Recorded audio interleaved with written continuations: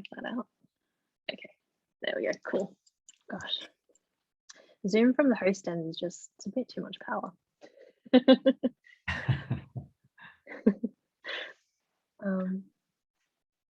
Cool. All right, I reckon let's get started.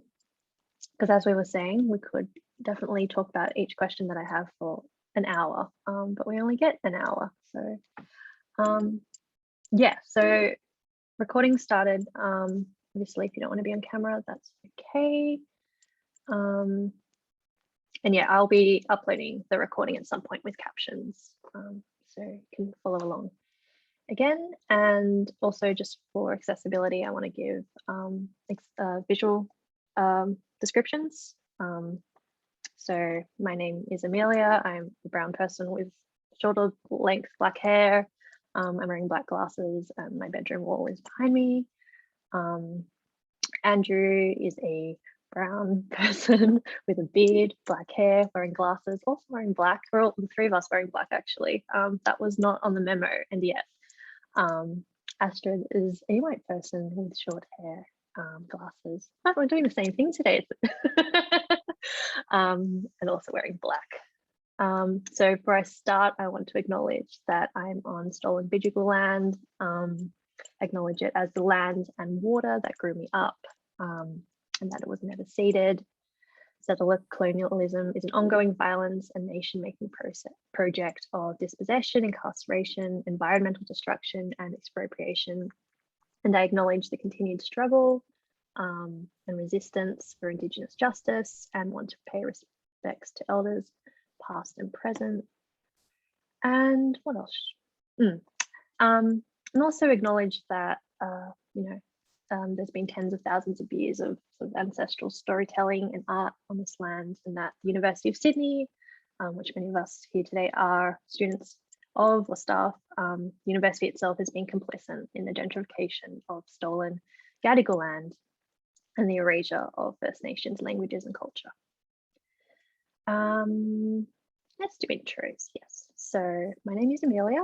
My pronouns are she, they. I recently wrapped up my arts degree, which is why I have time to have this wonderful chat with Snack Syndicate. And I'm also the Women's Officer and co-convener of the Youth of Women's Collective. Astrid, Lorange and Andrew Brooks are Snack Syndicate, and Snack Syndicate is a critical art collective who live and work on stolen Wangal land. They make texts, objects, meals and events. They are also members of Rosa Press, which is a collective that publishes communist poetics, and they also co-founded the Infrastructural Inequalities sort of journal and organisation alongside the Sydney-based housing Health Incubator. Their essay/essayistic, that's not a better way of putting it maybe, collection called Homework. Yes. Nice, Bridget. Was published this year by Discipline. It's a wonderful purple book with strong orange writing. And to me, Homework transcends disciplinary boundaries, is a radical education manifest, which is perfect because this is part of the Radical Education series. It looks beyond the sandstone and gyprock walls of the university institution and finds rebellious, curious, feeling students everywhere in all of us who imagine collective liberation. I hope everyone gets a chance to read it at some point. So yeah, thank you both so much for being here today. I'm very humbled to be joined by you.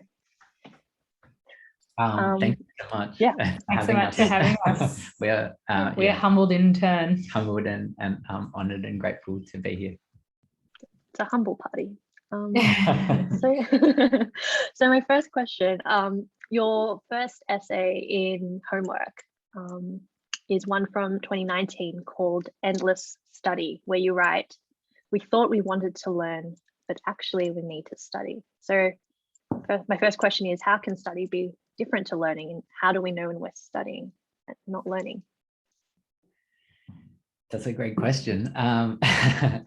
Maybe before we dive into answering it, I'll just say that we are speaking to you from unceded Wangal land, and we're grateful for the continued care of this land, grateful to Wangal elders past and present, this always was and always will be Aboriginal land, and that context, is obviously an ongoing project of resistance, and one that kind of shapes all the thinking that we do in this place.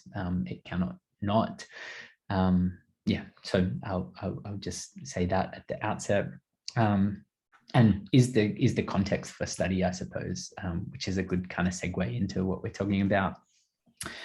I suppose the distinction we're making, and it's one, we're indebted to Fred Merton and Stefano Hani's incredible work on the undercommons, and their thinking around this concept of study as something that for them emerges from the Black radical tradition, which we in our context might also take broadly to be a kind of Black Indigenous radical tradition that puts study and treats study as a kind of social practice, perhaps as a social practice that's inextricably connected to social contexts, and so also to the preservation of those social contexts.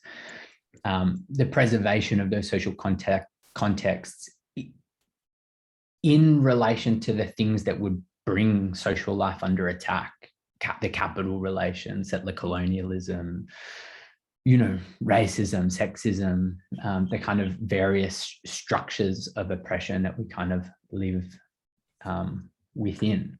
So I suppose that's kind of the distinction that we make, and it's again, following Merton and Hani, this distinction, but we're really interested in study as a social practice, primarily as something that brings us together, against the various things in this world that would emphasize individuation.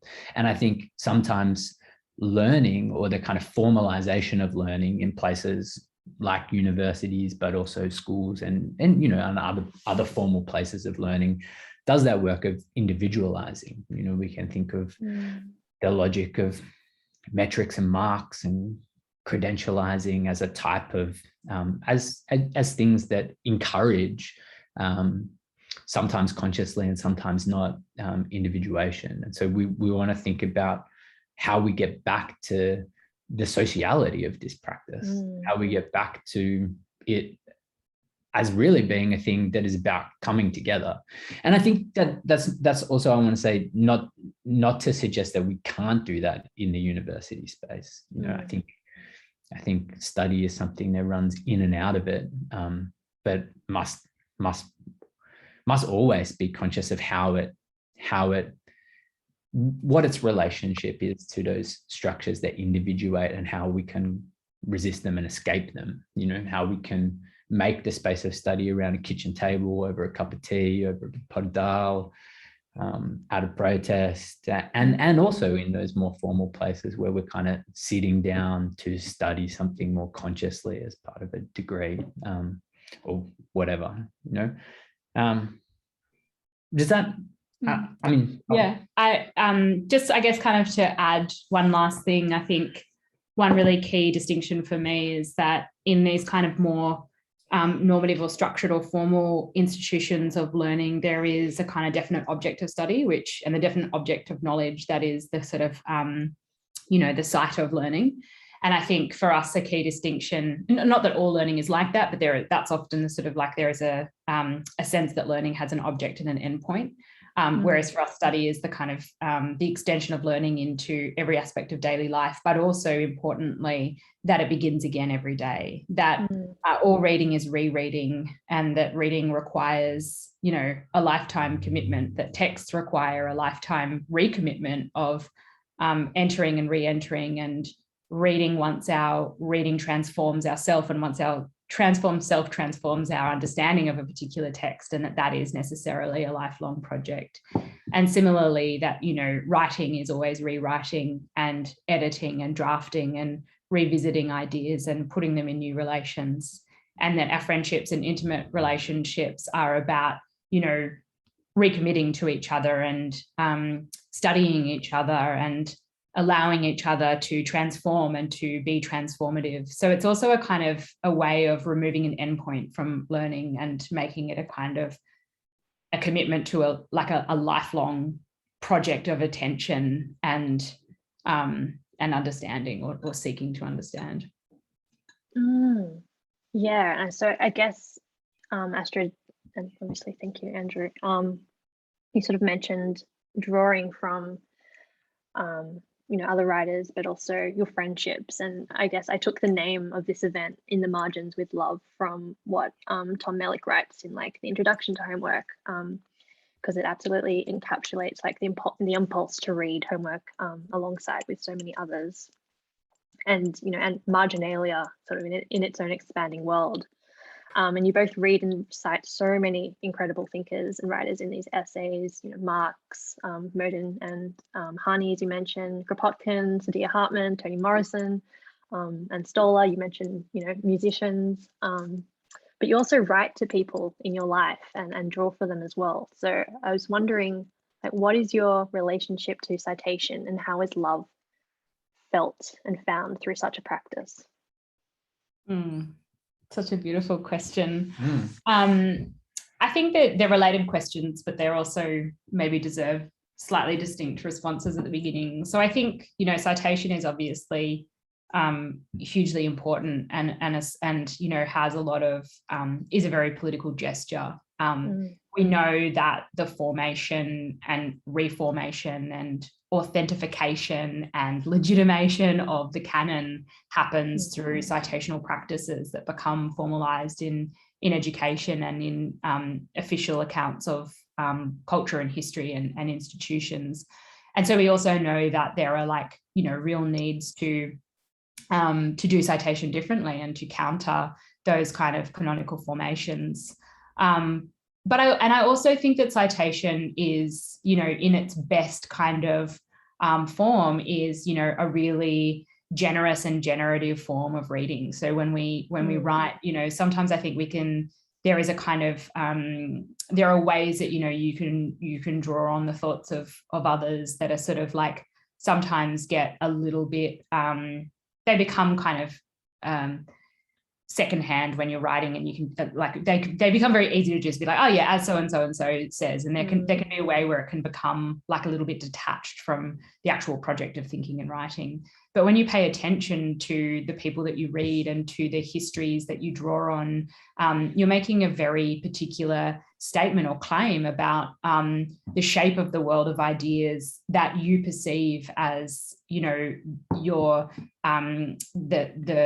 the landscape that you inhabit as a thinker and as a person. And by naming the sort of that history, you not only show the backdrop of your study, but you also show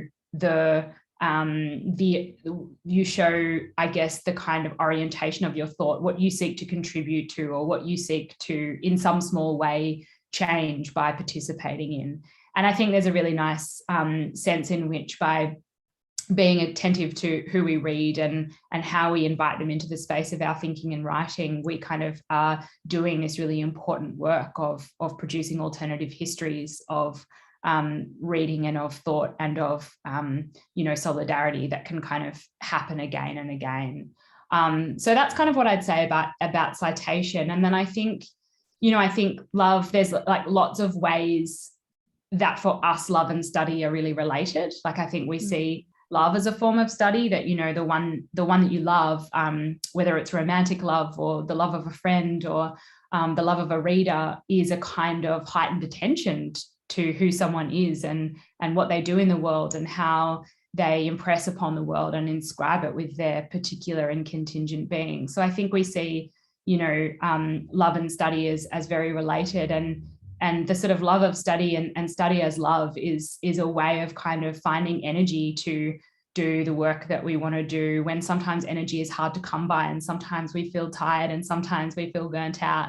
It's easy to feel depleted by the expectations of a job, but it's really easy to be replenished by the promise of love. And that might be the promise of writing for someone that you love, or the promise of writing something that someone you love will read and respond to, or the promise of writing through something that sort of signals to you the the kind of political, possibility of love, or the social possibility of finding home in love.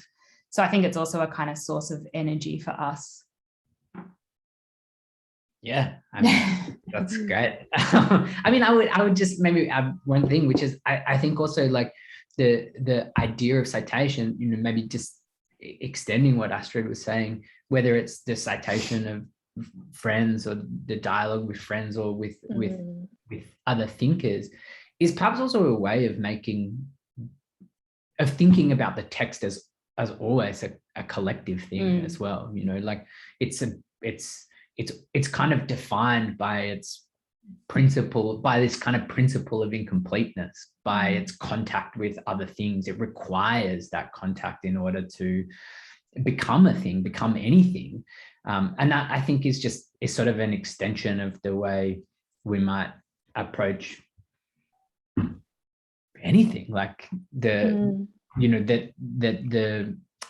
that our sense of self, our sense of knowledge, our sense of orientation in the world, you know, requires that contact with and requires that constant contact with others. And perhaps in some ways, you know, to kind of think about love's relationship to that, like I think love might be thought of, you know, sometimes we think about love in these kinds of possessive terms, but we might kind of invert that and think like, actually love is this kind of radical act of dispossession. It's this act in which we consent to give ourselves over to something else, to someone else, to something beyond ourselves. And when we think about it like that, or when we think about love as moving through a text, perhaps it's also that. It's about the way in which the text can only exist through its contact, and it's the way it's conditioned by people and ideas and things and histories that are outside of the kind of singular individual writing or the singular duo writing or whoever it is. Yeah.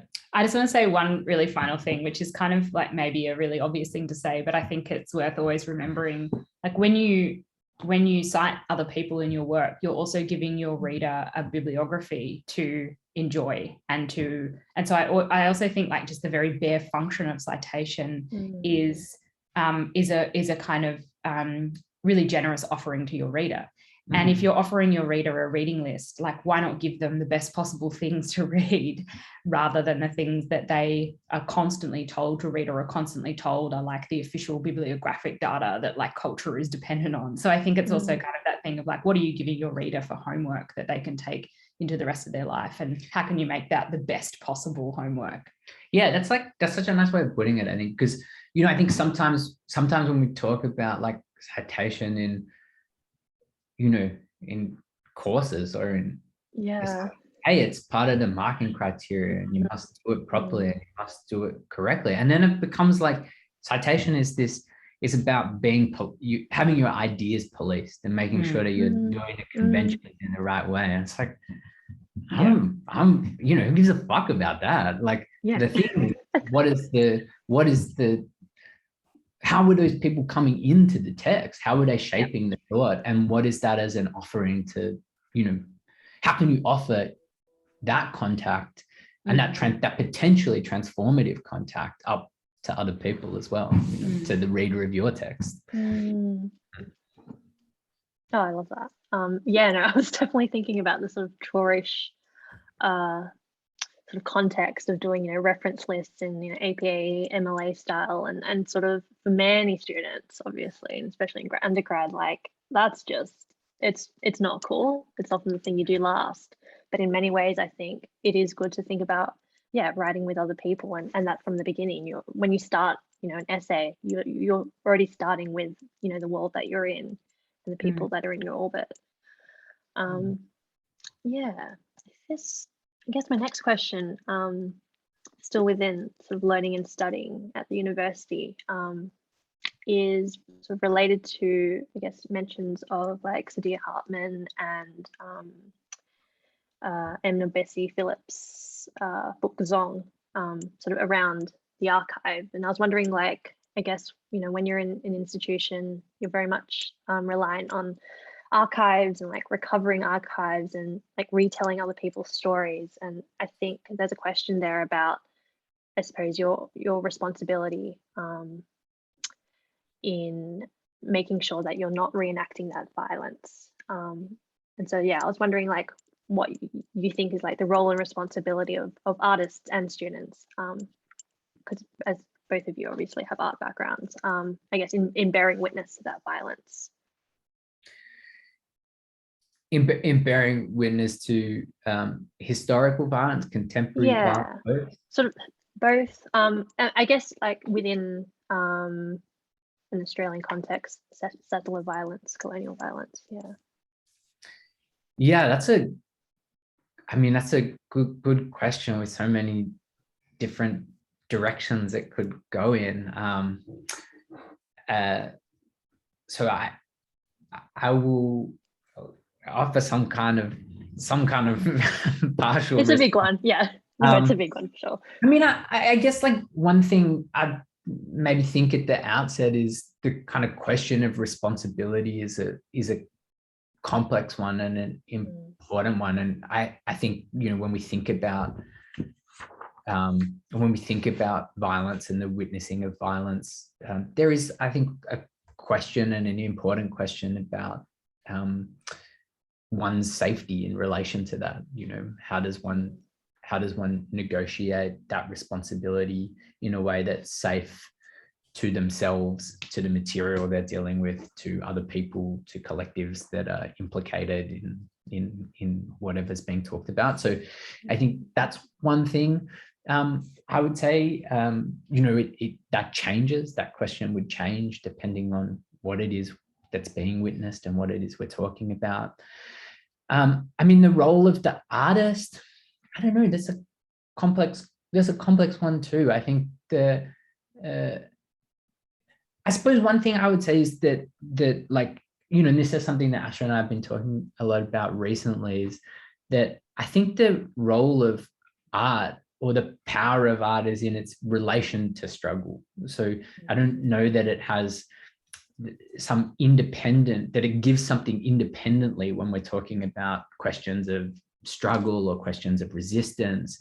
I think it's about the way that it emerges from contact with struggle itself. You know, maybe we can think of struggle as or the kind of artwork as the gift that struggle gives, and struggle is a kind of inquiry, struggle is a kind of orientation, struggle is a kind of looking that produces different things and produces different things in different moments. It might produce a poem, or it might produce an artwork, or it might produce a protest, or it might, you know, produce a riot.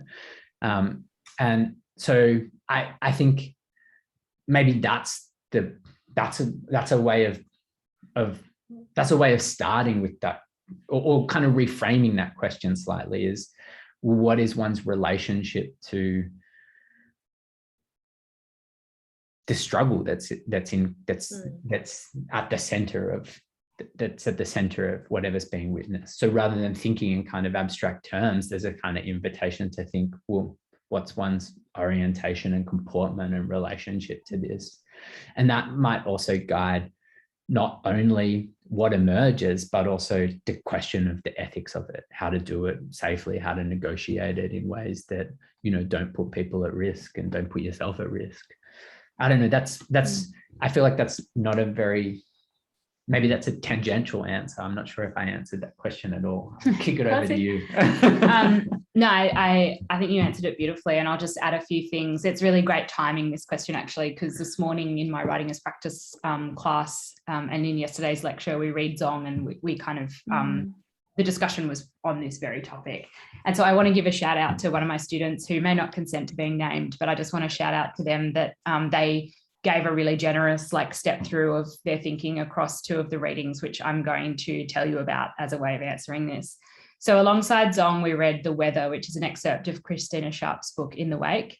And in this short excerpted essay, Sharp talks about the kind of total climate of anti-Black racism as a sort of environment everybody lives in, something that cannot be escaped, and yet, of course, is differentially experienced.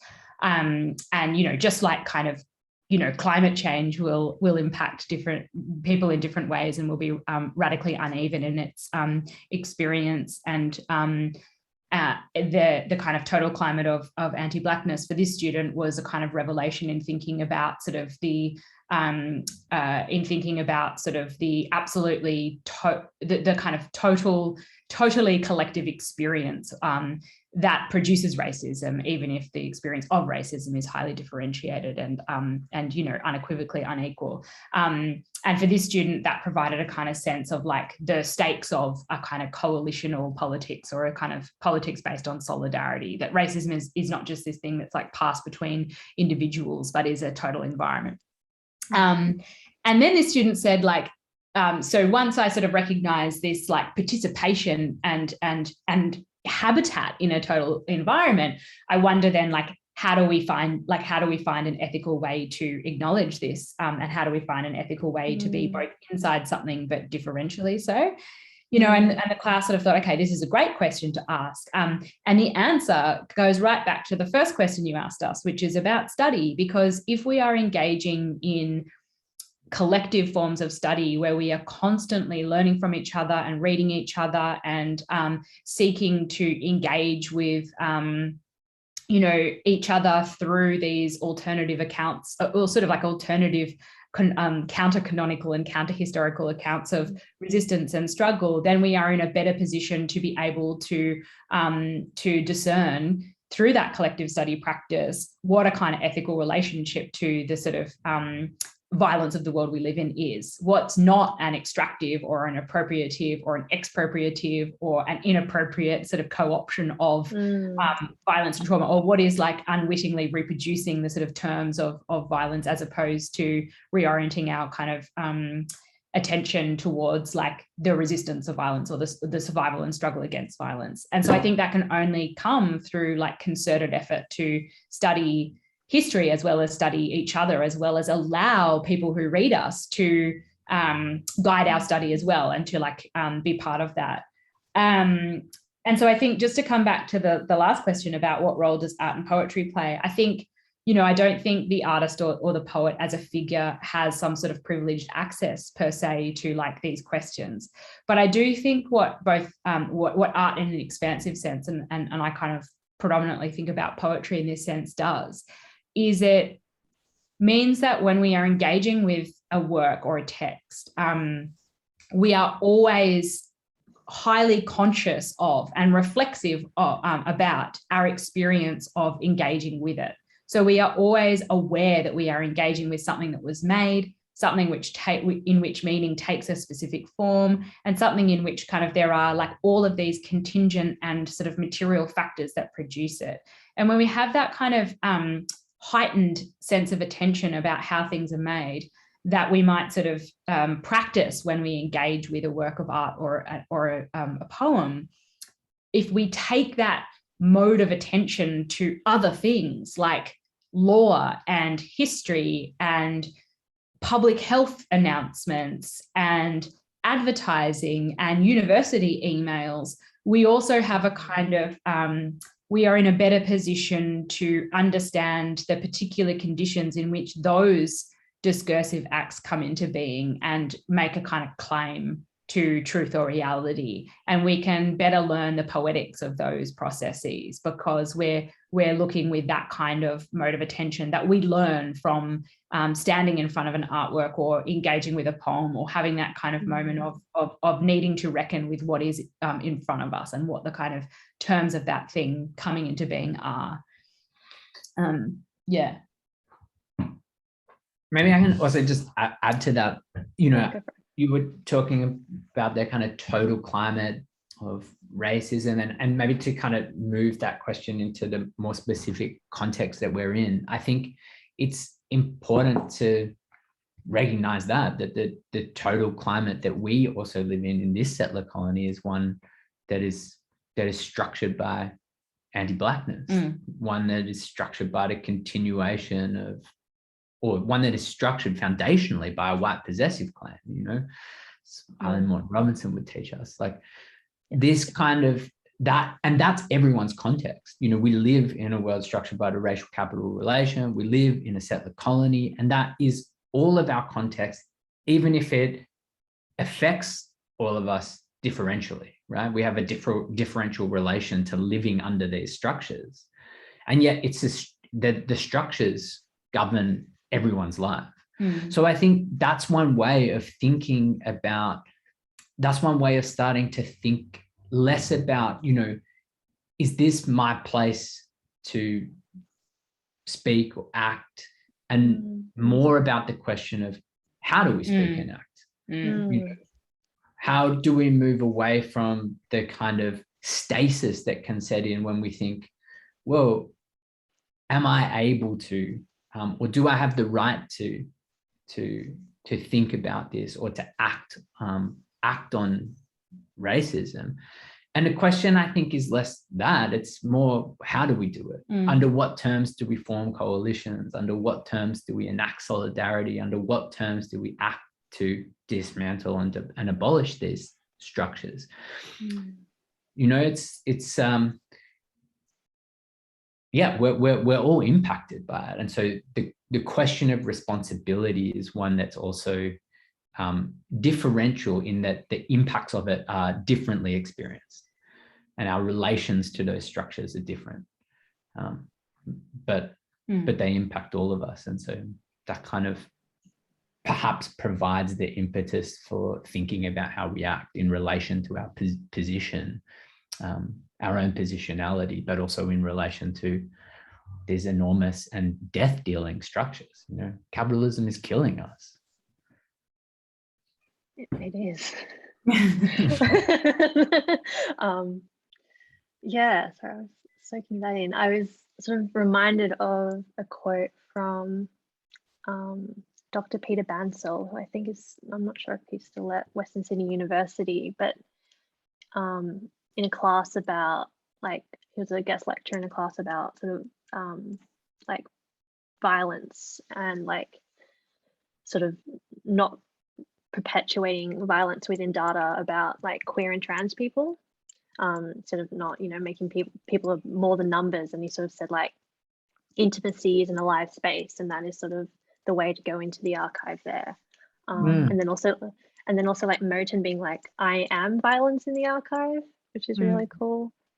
Being the ones that sort of shakes that space up.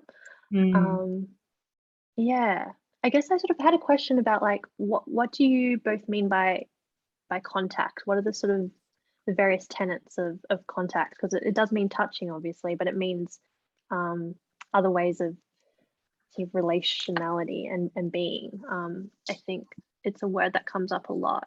And yeah, I guess I sort of wondering how you come to that, to be sort of, rather than maybe other words of sort of relation, like community, obviously you use that too, but I think contact is one that sort of stands out as something there. Yeah, that's so interesting. I've never thought about that as a word we use a lot. Have you? Yeah, I haven't either, but I think I mean, you go. Yeah, I mean, I'm thinking of Jodie Foster in the movie Contact. I think what is useful about contact, bearing in mind that this is like you've uncovered some unconscious relation that I/we have to this. So I'm doing like psychoanalysis on us on the fly. But I would sort of probably hazard a guess that contact is a useful word because it doesn't predetermine like the duration or the intensity or even the nature of a relation. So contact might be fleeting, it might be transitory, it might even be unidirectional or non-reciprocal. It might be, you know, something that is that happens repeatedly over time in a relationship, but it might also be something that's kind of contingent. So I think there's probably a kind of utility in it as a word that is sort of necessarily capacious enough to describe all sorts of relations, and also maybe is ambivalent enough to not kind of speak to the quality or intensity or feeling of a relation. Also, I think it's nice because it sort of implies touch, and I think we, you know, talk a lot about the sort of the importance, but also the ambivalence of touch, that touching and being affecting and being affected. These are all things that are happening in all sorts of complicated networks of relations at a given time, and are often sort of these sort of like mutual but non-reciprocal experiences that leave us sort of impacted in all sorts of ways. So it's probably also a way of thinking about sort of proximity and intimacy and touch as things that happen through all sorts of these relations. Do you want to jump in? I have no idea what we mean by it. I mean, I think there's maybe I think if we were to think contact through the ways that we've together talked and thought a little bit about things like touch, it's to again think of modes of relating and modes of affectability, right? A kind of contact between bodies, an exchange between bodies that also isn't grounded in a kind of possessive type of contact. There's a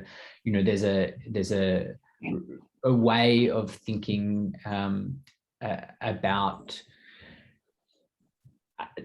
contact that is fleeting, that is about the connection between things and the transformation that produces, or the thing that it enables, that requires also a kind of letting go, that requires not holding on, a kind of relinquishing of the kind of possessive. And I think that's something, that we're pretty interested in. It's how do we think about the ways in which we can come together and the terms that we come together, and also the kind of the modes of relating, how we are transformed by the contact in ways that don't require us to possess each other. And in those enduring forms of contact that might be, the community, the kinship formation, the friendship group, the relationship, there's a sense in which that like contact must be made constantly. There's a sort of, it's not just a given that you like form a community and then it self-sustains. It's like that sort of that's a daily practice of, I think I said at the beginning, a sort of like study is the practice of like recommitting to study daily. And I think that's the same of a relation that's not predicated on possession. It's like you sort of you make contact daily as a form of like recommitting or reattuning. No, that's great. Sorry to like spring that one on you. Oh no, it's great. Very exciting. Yeah.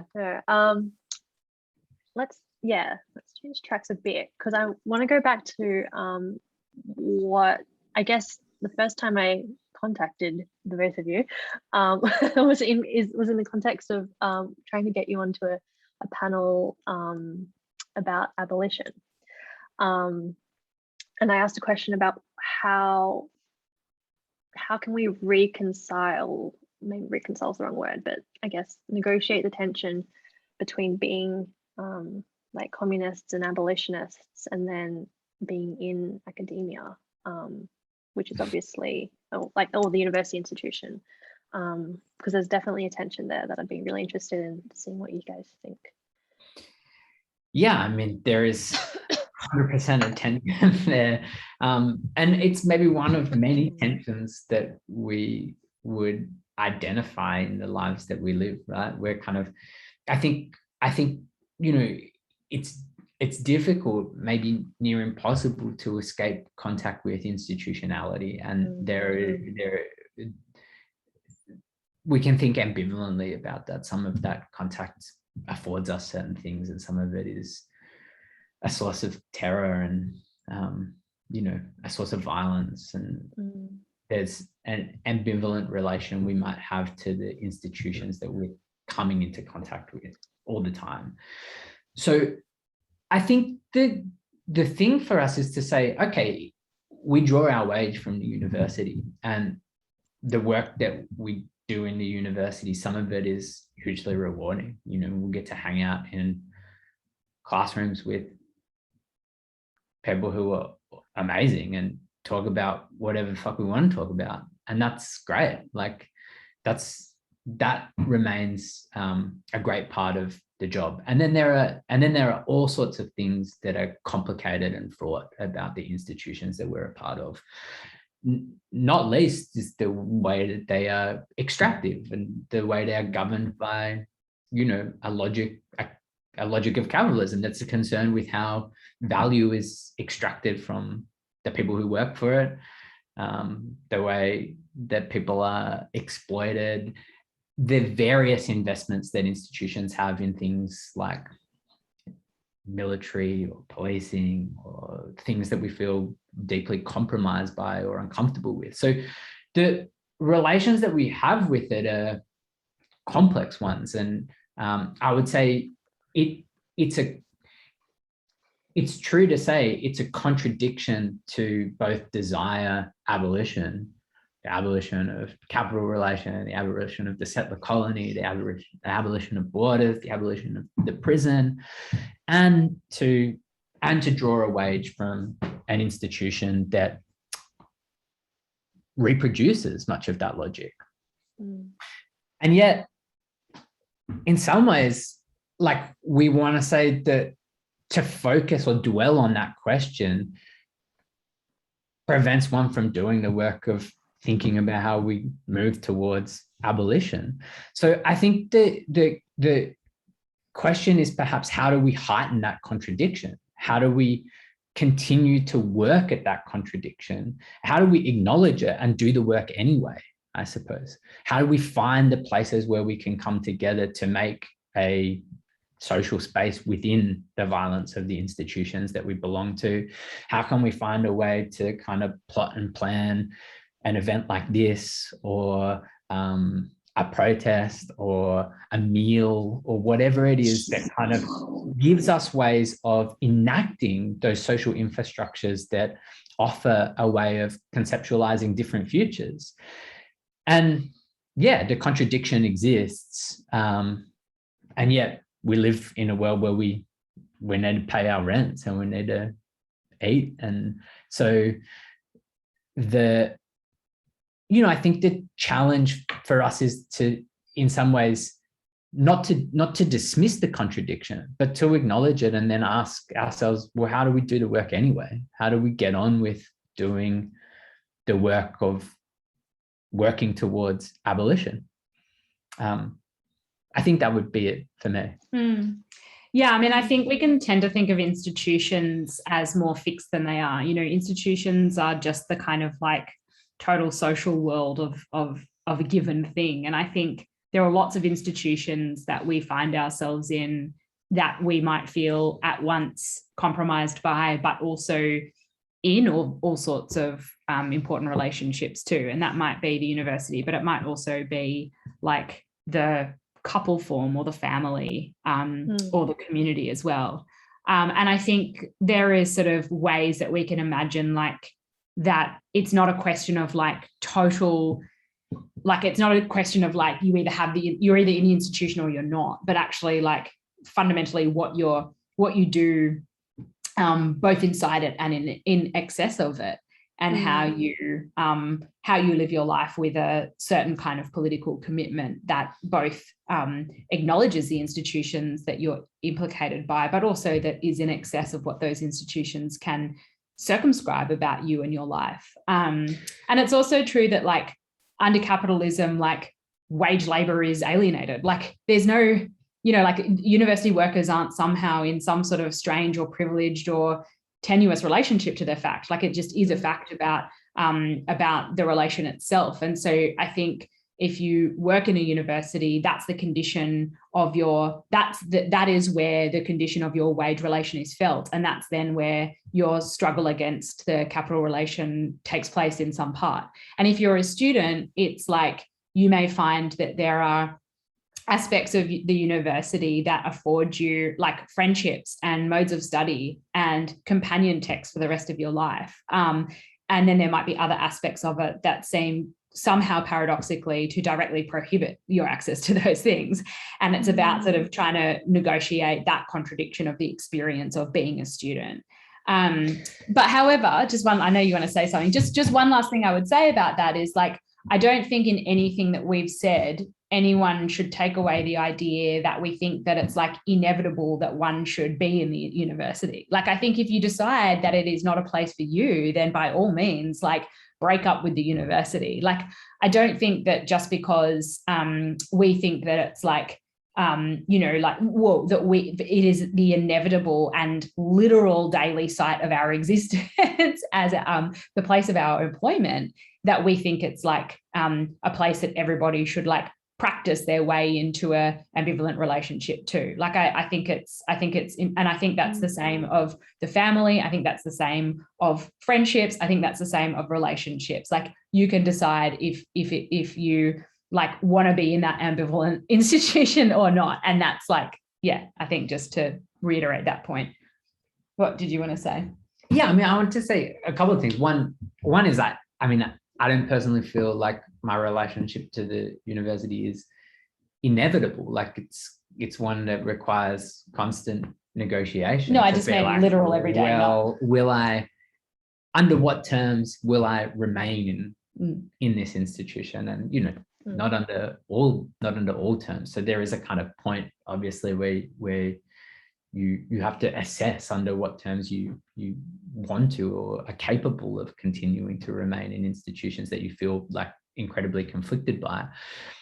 But yeah, I think like what Astrid's saying is perhaps, you know, we sometimes think of the university as some privileged side of work or as some different kind of work, but maybe the task is to separate the work from the job. And in a sense, the job is like all jobs. We somehow don't, we somehow say like, what about the tension we feel between the university as a specific type of institution and as a specific employer? And we don't always say like, you know, someone who works in you know, we don't often think of that tension in the same way when we think of, say, factory labor or other different types of labor, right? And there are very meaningful differences between the types of labor here.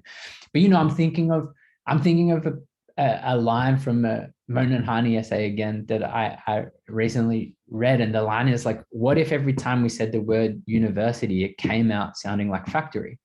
And I think that's a powerful statement, because it is in a sense, it's about the extraction of value from everyone, from the people who work in it as academics, the people who work in it as professional staff, the people who work in it as students. So we should think about it in those terms. And we should also do the work then of separating out what we consider the work of study, the work of being together, the work of enacting some kind of political orientation together from the job, which is the wage, you know, the extractive wage relation that we're governed by. And so those things perhaps maybe help us to hold that contradiction, but also to remind us every day, how do we get the fuck out of there, even while we're still drawing a wage from it, right? How do we like hang out with you all at 2:00 on the afternoon? Or how do we organize something else, a reading of some kind, or a way of getting together to have a reading group or a study group that thinks through the context we live in? You know, how do we do things that aren't or that are trying to draw from the resources that the university offers us, but to escape its modes of capture? Yeah, thank you for that. That was much to think about. I guess we've got 8-ish minutes left. If anyone has a question, pop it in the chat. But before then, I was wondering if both of you together, I guess, could read Infinite Debt, which is, I guess, like I sort of see it as like the twin flame to endless study, because they sort of bookend. And yeah, because I mean, a lot of us here are students or former students with debts, because we've engaged with the university the university institution. There's sort of like a campaign for free education, like ramping up a bit at UCID. Yeah, I'd love to hear. We'd all love to hear it. Sure. It starts fairly predictably with an epigraph from Mertha and Hani from the Undercommons. So I'll signal when I finish the quote. It's a long one. They say we have too much debt. We need better credit, more credit, less spending. They offer us credit repair, credit counselling, microcredit, personal financial planning. They promise to match credit and debt again, debt and credit. But our debts stay bad. We keep buying another song, another round. It is not credit we seek, nor even debt, but bad debt. which is to say real debt, the debt that cannot be repaid, the debt at a distance, the debt without creditor, the black debt, the queer debt, the criminal debt, excessive debt, incalculable debt, debt for no reason, debt broken from credit, debt as its own principle. End of quotation. We have bad debt. We have debt that is unpayable, debt that continues to accrue. We are indebted to the books we read, to each other, to the people we love, to the histories that make us. Our debt is intergenerational. We share debt with those who have come before us and with those who come after. Debt is social, credit is asocial. Moten and Harney reimagined debt as a form of exchange apart from the logic of accumulation and as a way of describing desire outside the logic of credit. When we desire each other, a future, the destruction of that which would destroy us, we get into debt. Desire is a type of dispossession that makes possible ways of being in common, ways of shaping together. It is an escape route or an act of unmaking. The debts of desire pile high. Desire spends more than it has, gives that which it finds, shares its spoils, makes a meal from whatever is on hand. Bread and oil, rice, beans, tea, flour and water, butter or cream, pickled and brined, dried, cured, fermented, bottled. We seek the abolition of debts from above and the proliferation of debts side by side. We aim to find those ever-shifting spaces that allow debts between us to bloom. Our lateral debts are infinite. This is a condition of infinite possibility. Thank you. I love that last line. This is a condition of infinite possibility. That's beautiful. I guess, yeah. What do you mean? I mean, you sort of go into it, but like the proliferation of debts side by side. Yeah. I guess like where have you come from? How did you get to that? I mean, the proliferation of debt side by side to me would be another way of naming communism. Would be another way of naming what it is to share our needs, to give, using Marx's famous formulation, each according to his need, from each according to his ability, their ability, to offer up kind of debts to each other where there is no expectation of repayment, where there is only that kind of accrual, and there is only the question of how to satisfy all of our needs. Debts from above, hex debt, or whatever you call it now, help debt, debts side by side are the debts that you accrue with reckless abandon with those around you, and you never keep a tally because, when you have the money, you communize it, and when you don't, you receive the hospitality of the people who hold you. Yeah. It's when you buy someone a beer and you don't expect them to pay back. Yeah. Or when you have a 15-minute argument about who is not going to pay. And everybody tries to win that because everybody wants to pay for each other in those moments. But sometimes, it's also just about like letting someone pay for you. And letting someone care for you too. Yeah, and making your hospitality like an unconditional gift for the people that you hold. That's about being open to that. That's lovely. Yeah. I guess with 2 minutes to go now, I just was wondering what either of you, both of you, are currently reading and currently listening to. Because I know you have immaculate taste. Well, at the moment we're mostly listening to music our 3-year-old kid wants to listen to, who like dominates the stereo at the moment. What am I reading?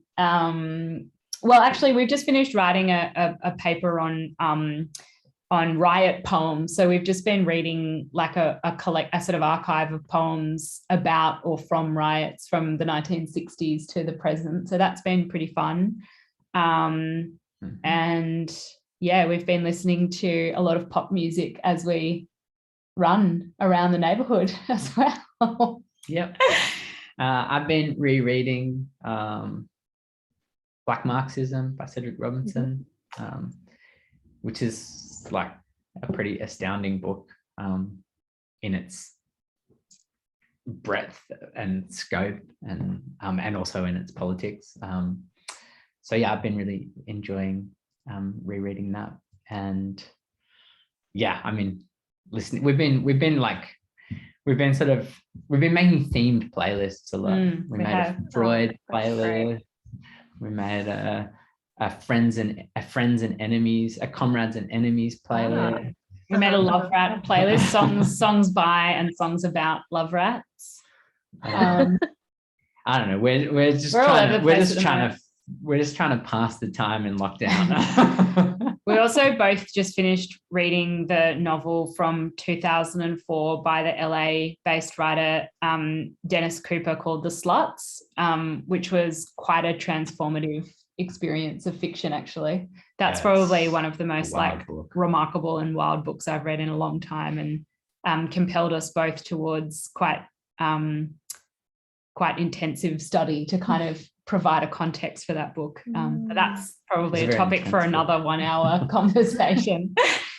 I'll book you in. No, that sounds amazing. Thank you so much, and everyone, for coming here today. I will pop a bunch of links to both Astrid and Andrew's works on the Radical Education page, and the recording will go up at some point.